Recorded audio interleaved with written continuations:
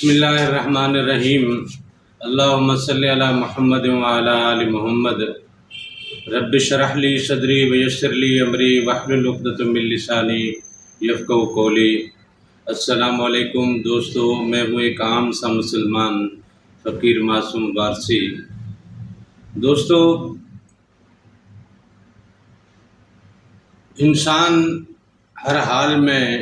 پریشان رہتا ہے اور مختلف قسم کی پریشانیاں اس کی ذات کے ساتھ وابستہ ہیں، لہذا یہ پریشان حال رہنا اس کا یہ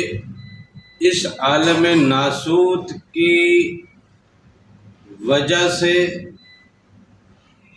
اور دوسرا یہ انسان جو ہے یہ ظاہری جسم جو لے کے ہم لوگ پھر رہے ہیں، یہ بیسیکلی نفس کا لباس ہے، اور نفس کی نسبت ابلیس یعنی شیطان سے ہے، تو شیطان کو پریشانی تو لاحق ہے کہ وہ اللہ کے حضور سے مردود ہوا، دھتکارا گیا، اب وہ دنیا میں بھٹک تو رہا ہے، تو اس کی نسبت سے جو بھی فرد نفس کی غلامی میں یا نفس کی مزاج میں یا نفس کے لیے جو محنت کرتا ہے یا کوشش کرتا ہے، وہ تو کچھ زیادہ ہی پریشان رہتا ہے۔ لیکن جو لوگ اپنے نفس کو مار کر اپنے آپ کو خالصتاً اللہ کے لیے وقف کر دیتے ہیں، اور موتو قبل ان تموتو کے مطابق انہوں نے دنیا کی تمام چیزوں سے لا تعلقی کر لی ہے، یہ جسم جن چیزوں کی ضرورت محسوس کرتا ہے وہ ان چیزوں میں بھی صبر اور شکر میں زندگی گزار کے کم سے کم تر چیزوں کے ساتھ اپنا وقت گزارنے کی کوشش کرتے ہیں، اس کے باوجود بھی وہ لوگ بھی پریشان تو ہیں اور وہ پریشان رہیں گے۔ ان کی پریشانی کی اصل وجہ یہی ہے کہ یہ دنیا پریشانی کا گھر ہے۔ اس دنیا میں کوئی فرد ایسا نہیں جو پریشانی سے آزاد ہو، کسی قسم کی اسے کوئی تنگی یا کسی قسم کی کوئی ٹینشن اسے نہ ہو، یہ ممکن نہیں ہے۔ 1.25 لاکھ پیغمبروں میں کسی بھی پیغمبر کو آپ دیکھیے، ہر پیغمبر مضطرب تھا، اور ان پیغمبروں کے اصحاب میں دیکھیے ہر اصحاب مضطرب تھا، پھر ان کے تابعین میں دیکھیے ہر تابعی مضطرب تھا، اور ان کے تبع تابعین اور پھر آگے آنے والے جو ان کے ائمہ یا علماء رہے، یا آقائے دو جہاں حضور نبی کریم صلی اللہ علیہ وسلم کی ذات کو آپ دیکھیے تو وہ بھی پریشان تو تھے۔ ان کی پریشانی کا عالم کچھ اور تھا، ان کے اصحاب کی پریشانی کا عالم کچھ اور تھا، پھر ان کے تابعین اور تبع تابعین کی پریشانی کا عالم کچھ اور تھا، پھر چلتے چلتے ہم تک جو کہانی پہنچی یا یہ معاملہ جو پہنچا،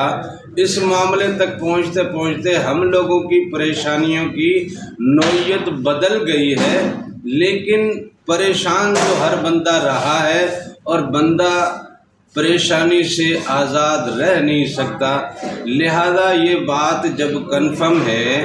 کہ اس دنیا میں ہم پریشانی کے بغیر جی نہیں پاتے، تو ان پریشانیوں میں اپنے آپ کو جھنجھلا کر اپنے معاملات کو، اپنے رشتہ داریوں کو، اپنی دوستیوں کو اور اپنے کاروبار زندگی کو آپ اس ڈگر کی طرف نہ لے کے جائیے جہاں پھر آپ کا رابطہ اللہ سے کٹتا ہو اور ابلیس سے جڑتا ہو۔ ابلیس سے رابطہ جوڑ کے رکھا تو پھر آپ نے کیا کمایا؟ کمائی ہر بندے کی پریشانی تو ہے، چاہے وہ روزگار کے لیے ہو، چاہے معاش کے لیے ہو یا معاشرت کے لیے ہو، ہر بندہ کمائی کی پیچھے لگا رہتا ہے۔ اب جب اس دنیا کا پل پل کسی نہ کسی انداز میں کمائی میں گزرتا ہے تو آپ کیا خیال کرتے ہیں کہ آگے کی زندگی کیا بغیر پریشانی کے گزرے گی؟ وہاں کمائی کے بغیر آپ کا کیا ہونا ہے؟ وہاں کمائی پیسوں کی تو ہے نہیں، وہاں کمائی جائیداد کی تو ہے نہیں، وہاں کمائی مال و اسباب کی تو ہے نہیں، وہاں کمائی اولاد کی بھی نہیں ہے، وہاں کمائی سلطنت کی بھی نہیں ہے۔ وہاں پہ کمائی جو ہے وہ اللہ تعالیٰ نے قرآن پاک میں کہہ دیا ہے، یوم لا ینفع مال ولا بنون، کہ اس دن مال اور اولاد تو کام آئیں گے نہیں، الا من اتی اللہ بقلب سلیم، بس جو اس دن قلب سلیم کے ساتھ آیا، قلب سلیم کے ساتھ حاضر ہوا،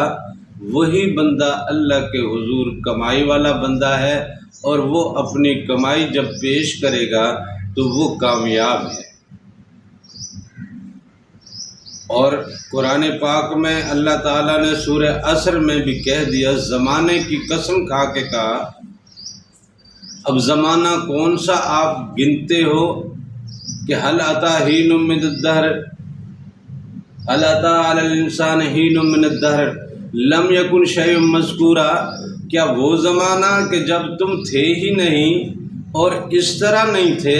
کہ تمہارے حوالے سے کسی قسم کا کوئی ذکر تک نہیں تھا، اور تم اس روح زمین تو کیا اس پوری کائنات کے کسی ذرے میں بھی جب نہیں تھے،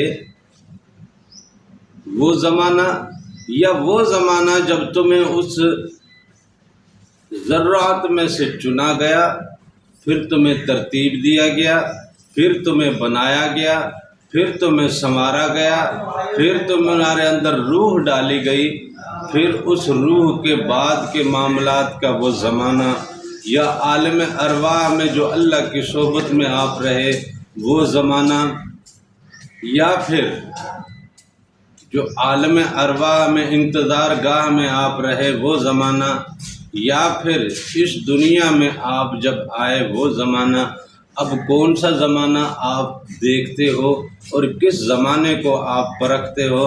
زمانہ کوئی بھی رہا ہو، انسان کے لیے ہمیشہ خسارہ رہا ہے، اور خسارے سے بچنے کا صرف اللہ تعالیٰ نے 4 فارمولے بتائے ہیں کہ الا الذین آمنوا، جو ایمان کی منزلوں میں اتر گیا، وعملوا الصالحات، اور اعمال صالحہ، اعمال صالحہ جو شریعت نے بتائے ہیں یہ تو ہماری ظاہری زندگی کے لیے ہے، لیکن اعمال صالحہ جو ہماری باطنی زندگی کے لیے ہیں، جو ہمارے لیے قبر سے آگے کی منازل اور عالم ملکوت، اور پھر جو رب کریم نے ہمارے لیے عجیب عجیب عالم بنا رکھے ہیں، ان عالمین میں ہماری رسائی اور پہنچ کا معاملہ ہو، تو وہ بھی کچھ تو اچھا کام کرنا پڑے گا نا، تبھی جا کے ہم بندہ وہاں پہنچے گا۔ وتواصوا بالحق، اور اس بات کا، اس عمل صالحہ پہ اور ایمان پہ رہنے کی، اس کو حق ماننے کی، اور اس حق کو مان کے اس حق کو آگے لوگوں تک پہنچانے کی جو کوشش کرے گا۔ وتواصوا بالصبر، پھر اس بات پہ صبر بھی کرے گا کہ اس معاملے پورے میں، اس خلافت کی پوری ذمہ داری میں آپ کو اس دنیا میں رزلٹ ملے یا نہ ملے، آپ نے صبر کرنا ہے۔ آپ کو دکھ ملیں آپ نے صبر کرنا ہے، آپ کو اذیتیں ملیں آپ نے صبر کرنا ہے، آپ کو بھوک ملے آپ نے صبر کرنا ہے، آپ کو بیماری ملے آپ نے صبر کرنا ہے، اور صبر آپ کو اللہ تعالیٰ سے ایسے جوڑتی ہے کہ آپ اس بات کا اندازہ نہیں کر سکتے کیونکہ اللہ تعالیٰ نے فرمایا ہے کہ ان اللہ مع الصابرین، کہ اللہ تو صبر کرنے والوں کے ساتھ ہے۔ جب اللہ آپ کے ساتھ ہو تو پھر کس بات کی پریشانی؟